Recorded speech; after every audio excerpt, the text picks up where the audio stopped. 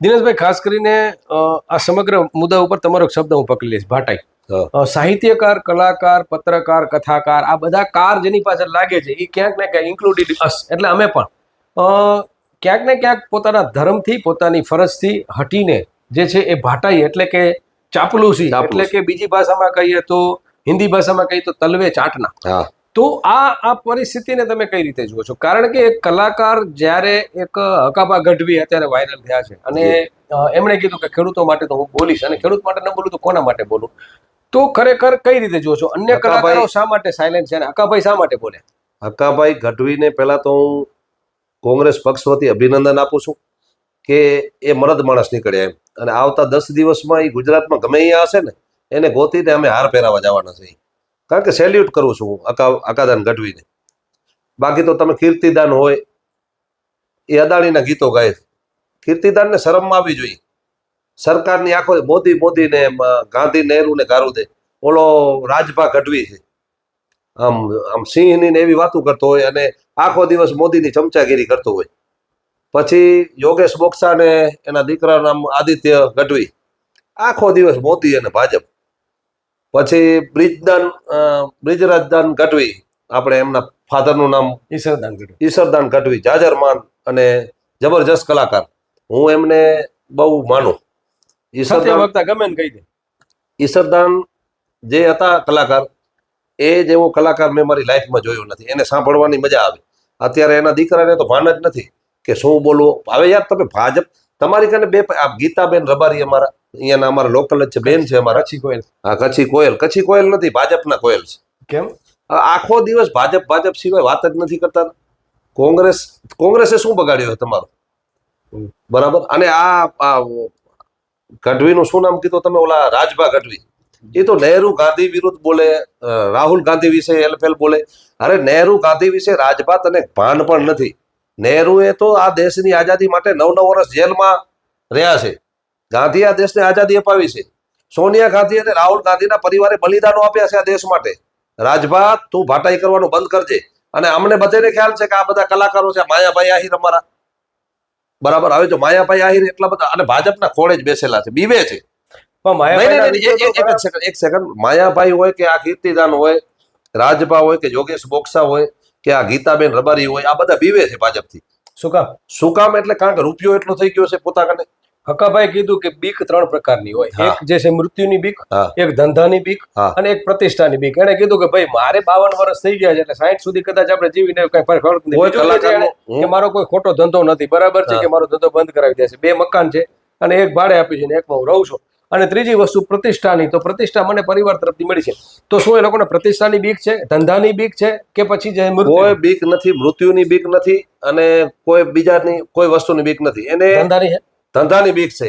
કારણ કે અત્યારે એને એમ છે કે ભાજપનો માહોલ છે તો અમને કામ થતો મળે. હાલો, તમારી કને બીજો રૂપિયો એટલો બની ગયો કલાકાર કને કે આમ લિમિટ બારનો રૂપિયો બની ગયો, એટલે એને બીક લાગે ઈડીસી ઇન્કમ ટેક્સ ની આ લોકો રીડું કરાવશે, એનાથી બીવે છે. પરંતુ આપશ્રીના માધ્યમ દ્વારા તમામ જે ભાજપની ભાટાઈ કરતા કલાકારો છે એને હું આપશ્રીના માધ્યમ દ્વારા કહું છું કે તમે નહેરુ ગાંધીને, રાહુલ ગાંધીને અને સોનિયાજીને અને કોંગ્રેસ પક્ષ વિરુદ્ધ તમે બોલો છો, તમને શરમ આવી જોઈએ. આ દેશ માટે કોંગ્રેસે ખૂબ કામો કર્યા છે. અને તમે જો આ બીને કરતા હો ભાજપની ભાટાઈ, તો તમે એક વસ્તુ યાદ રાખજો કે આ કોંગ્રેસ, અમે 100% ગાંધીવાદી છીએ, પણ ગાંધીજી, મહાત્મા ગાંધી એમ કહેતા કે એક તમારા ગાલ ઉપર કોઈ થપાટ મારે તો તમારે બીજો ગાલ ધરવાનો. પણ અમે કોંગ્રેસ વાળા એ નથી. અમને એક ચાટો મારશો તો અમે ડાયરેક્ટ તમને 4 ચાટા મારવાના છે. તો તમે ગાંધીજી વિરુદ્ધ જાઓ છો? વિરુદ્ધ અમે બિલકુલ નથી ચાહતા ગાંધીજી, પણ આ સમય એવો છે બાપુ. કારણ કે તમે એક ગાલ આમ કરો, સહન કરો, તો એ લોકો વારવાર તમને મારવાના છે. પણ તમે એનો પ્રહાર કરો તો એ લોકો પોતે કાચના ઘરમાં બેઠા છે, એ લોકો બીવાના જ છે. હું તમામ માયાભાઈ આહિરની દીકરી હમણાં હારી ગઈ લ્યો ભાજપમાંથી. અને માયાભાઈ ભાટાઈ શું કામ કરે છે એનું હું તમને કારણ કહું. માયાભાઈ પહેલા તો નરેન્દ્ર મોદીનું નામ જોગ લઈ અને એના સામે કટાક્ષ કરતા હતા, જોક્સ કરતા હતા, ભાઈઓ બહેનો એમ કરીને. એની પહેલા જે છે બરાબર છે. હવે માયાભાઈને ટિકિટ ખપે છે ધારાસભાની, પણ આ ભાજપ એને ટિકિટ આપવાનો નથી. અને આપશે તો માયાભાઈ હારી જશે. કારણ કે અમે તો માયાભાઈ આવે વિડીયામાં, સાંભળો બાપુ, વિડીયામાં માયાભાઈ આવે કે કીર્તિદાન આવે કે આનો રાજભા ગઢવી આવે ને, એટલે અમે તો એને જોતા જ નથી હવે કે ભાઈ આવા બોગસ કલાકારોને જોઈને શું કરવાનું.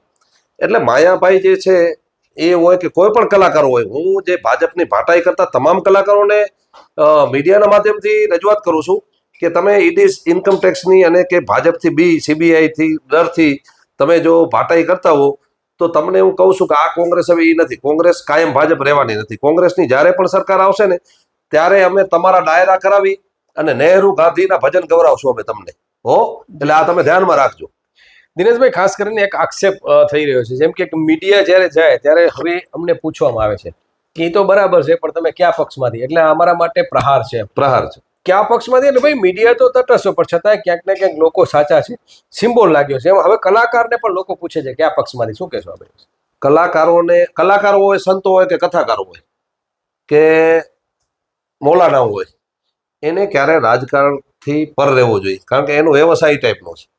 અમુક સાધુ સંતો, હમણાં અમારા સમાજના ગ્રુપની અંદર મેં લખ્યું હતું કે અમુક તો મોદીને પોતાના બાપા માને છે, બરાબર? તો આ રીતનું ન હોવું જોઈએ. સંતો છે તો એને બધાય સરખા, ભાજપ હોય કોંગ્રેસ, કાયમ કાંઈ ભાજપ નથી રહેવાની, બરાબર? કલાકારો બધાય સરખા હોવા જોઈએ. અરે યાર, નહેરુ ને ગાંધીને ને રાહુલ ગાંધીને તમે જેમ તેમ બોલો. અરે કોંગ્રેસ શું છે એ તમને ખબર છે? પહેલે કોંગ્રેસે આ દેશ માટે શું કર્યું છે? આજે હિન્દુ મુસલમાન ભારત પાકિસ્તાનના નામ ઉપર અને દારૂ અને પૈસાથી જ આ સરકાર હાલે છે, બાકી માણસો ગળે આવી ગયા. હું આપના માધ્યમ દ્વારા કહેવા માંગુ છું કે ઘણા બધા સારા કલાકારો પણ છે, જેમ આપણે સાયલાવાળા, બારોટ, બિરજુ બારોટ હોય, જિગ્નેશ કવિરાજને સેલ્યુટ, એવા મયુરભાઈ દવે છે, શ્રી ભીખુદાન, પદ્મશ્રી ભીખુદાન ગઢવી સાહેબ, એને આપણે આમ સેલ્યુટ કરવાનું મન થાય. એવા તો અસંખ્ય કલાકારો છે જે ક્યારે કથાકારમાં પણ ડોંગરેજી મહારાજ હતા ને, પણ આજે કથાકારો જે છે એ કાયદેસર ડોંગરેજી મહારાજ એકદમ ભગવાનના સાક્ષાત સ્વરૂપ સમાન હતા. અત્યારના કથાકારો તો આમ કથા કરતા કરતા મોદી મોદી કરવા મળી જાય. અરે યાર, તમે શરમ તો કરો. તમે વ્યાસપીઠ ઉપર બેસીને તમે શું બોલી રહ્યા છો?